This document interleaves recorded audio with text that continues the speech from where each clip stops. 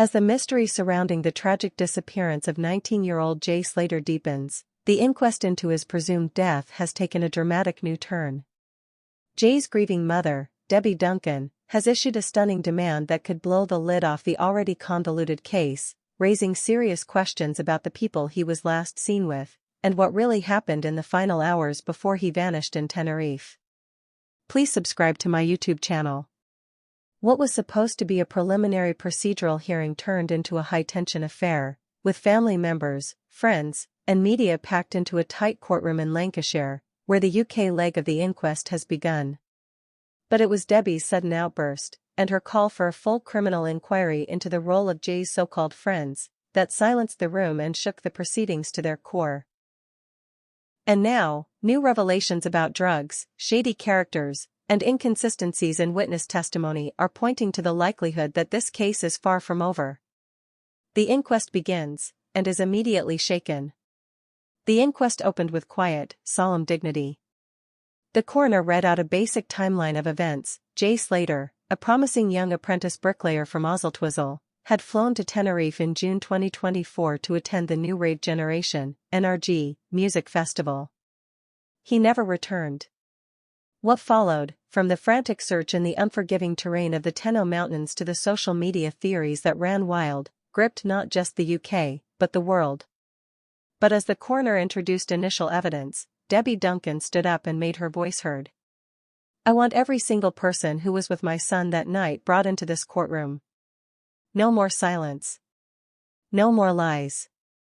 I want answers, even if it means dragging the truth out, kicking and screaming." Gasps were heard.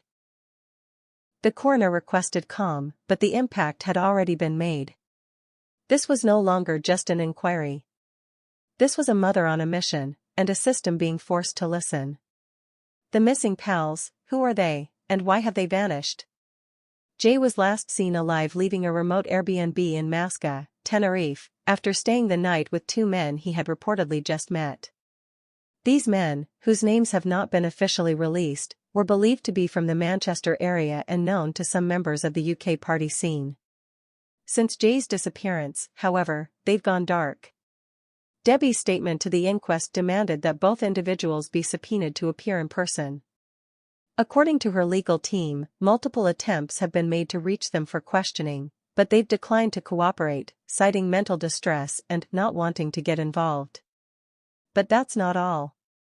New witness reports, kept sealed during the initial stages of the Spanish investigation, have emerged. One claims that one of the men was seen arguing with Jay just hours before he vanished, while another insists that drugs were openly on the table during their night at the Airbnb.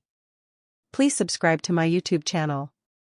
While Spanish police dismissed foul play early on, Debbie and her legal advisors argue this was a grave mistake. In her words, "They treated this like a case of a lost tourist. My son wasn't lost. He was scared. He called his friend Lucy begging for help. And now he's gone." The last phone call, and a chilling voice note. Much has already been made of the last call Jay made to his friend Lucy Law, telling her he was lost in the mountains, had no water, and that his phone was about to die. But new evidence submitted to the inquest includes a voice note Jay reportedly sent after that call, which had never before been shared with the public. In the 8-second clip, played quietly in the courtroom, Jay can be heard whispering, "I'm not alone. Someone's watching me." The room fell into stunned silence. The coroner paused proceedings. Debbie buried her face in her hands. A legal representative for the Slater family said they were only recently handed the clip, having obtained it from a private tech expert who helped recover lost messages from Jay's encrypted messaging apps. The implication? Jay may have been followed or even threatened in the moments before he vanished. Was Jay caught in a drug operation? Speculation about Jay's connection to drugs has always floated around the case, mostly fueled by social media and gossip.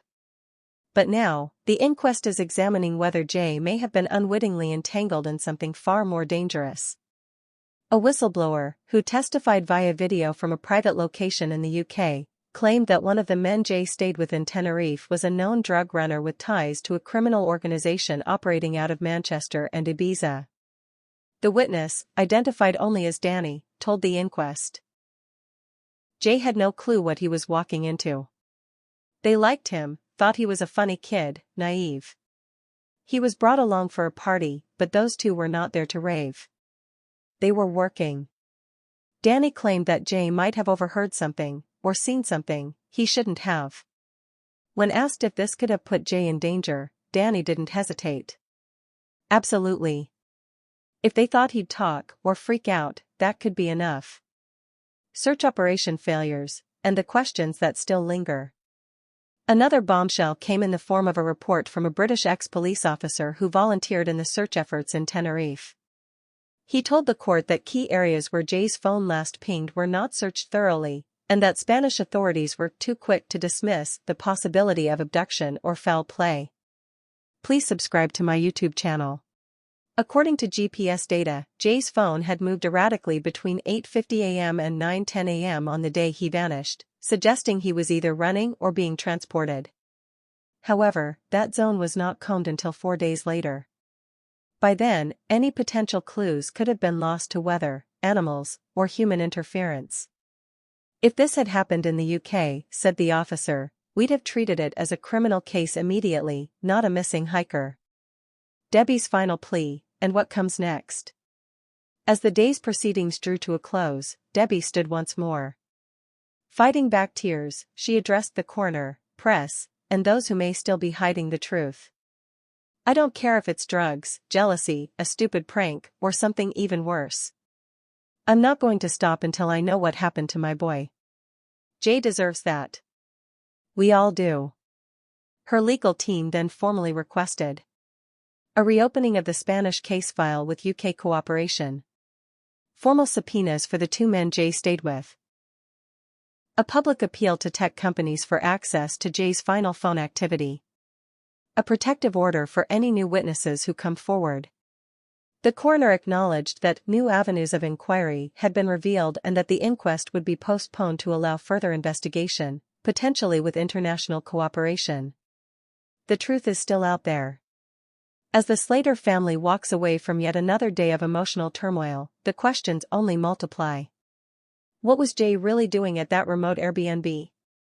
Why were the people he was with so quick to disappear? Did Jay stumble into something criminal, or was it simply an accident twisted by circumstance? One thing is clear, Debbie Duncan isn't backing down. And as this inquest picks up steam, more bombshells are surely on the way. If justice for Jay Slater is to be found, it may come not from the court of law, but from the courage of those who refuse to be silenced. Subscribe the channel to get such videos.